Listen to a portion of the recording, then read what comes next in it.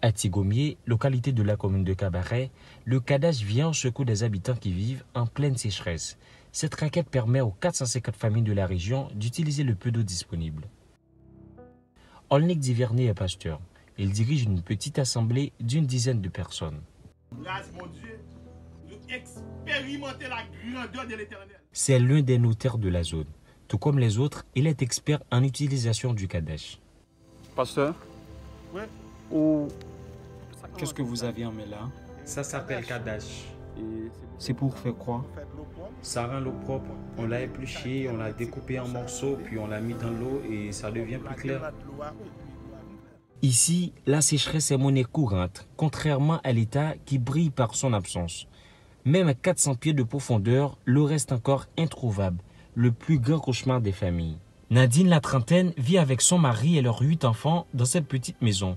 Pour elle, un réservoir sera la bienvenue, mais il faudra de l'argent, un problème de plus. Si on avait la possibilité de fouiller un réservoir par ici, mais on n'a pas les moyens.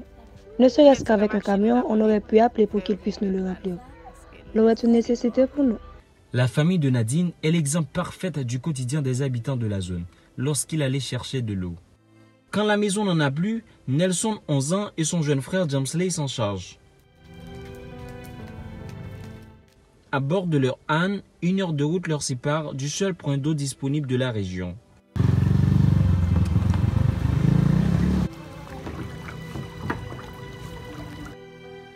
Une eau visiblement sale, mais tout ce qu'il faut pour la maison. Pour les enfants, c'est également la douche populaire.